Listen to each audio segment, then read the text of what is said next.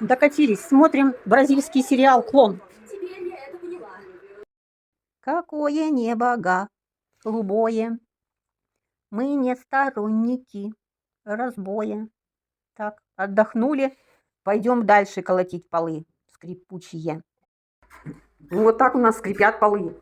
Вот мы их пробиваем. Уже 2 рядка пробили.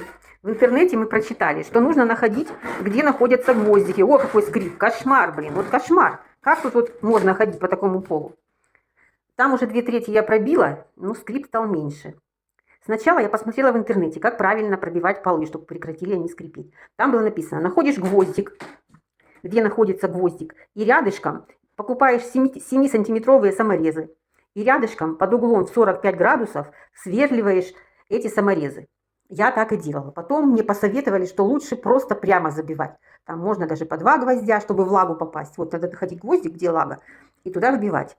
И потом я еще пробила прямо, не под углом 45, потому что тяжело. И шляпка бывает вылазит, и потом будет она тут линолеум драть. В общем, вот такой жуткий скрип.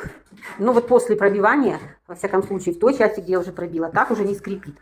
И нужно, вот еще сказали, что вот тут проходит лага в самом начале. И нужно здесь хорошо пробить. В общем, сейчас я еще найду, вот у меня уже там пробито, я по тем гвоздикам смотрю. Вот даже здесь я уже пробила между, вот я хожу и уже не скрипит. Сейчас продолжим, потому что я что-то быстро устаю. Сил много прилагаешь. Вот такой лайфхак. Мы с голыми руками пробивали гвоздики и себе наделали кучу мозолей, поранили руки. И, в общем, мы взяли вот такие тоненькие перчаточки вниз одели, а сверху тоненькие резиновые. И очень прекрасные пальцы все чувствуют, прекрасно работать. Снимать хорошо и одевать снова хорошо. Вот, берите на заметку. Блин, тут только не выключается. Ну вот здесь мы пробили, получается. И не скрипит ничего. Вот я хожу, ничего не скрипит. Еще потом пробью вот эту половинку, которая здесь еще достаточно скрипят некоторые половицы. Сейчас я начну пробивать опять вот здесь. Или нет, лучше я начну вот отсюда пробивать. Вот я здесь пробила, сейчас вот здесь найду. Вот тут пробью. 1, 2, 3 рядка мне еще осталось пробить. Хоть бы хватило самореза, чтобы не идти в магазин. Я сначала купила 100 саморезов. 7 сантиметров, они у меня закончились. Потому что я неправильно поняла, я так поняла, что в каждую доску нужно в 2 местах только прибить. А нужно, скорее всего, каждую доску, там где гвоздик, по 2 шурупчика вкручивать. Ну, у меня маловато, я по одной пока вкручиваю, там посмотрю. Где-то, если будет скрипеть, я там по 2 вкручу.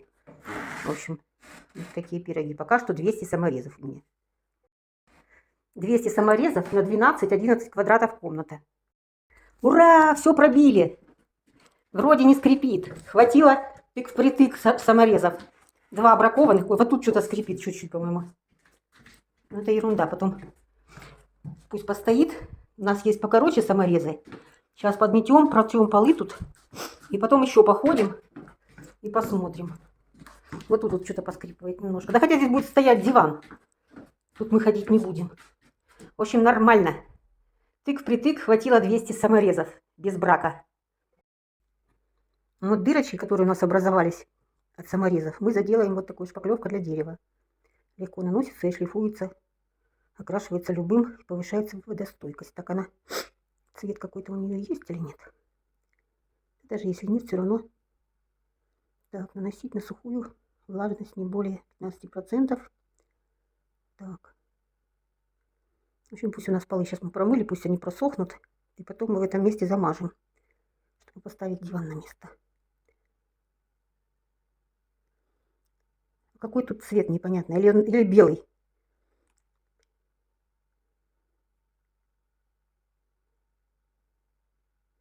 Так, ладно, потом посмотрим.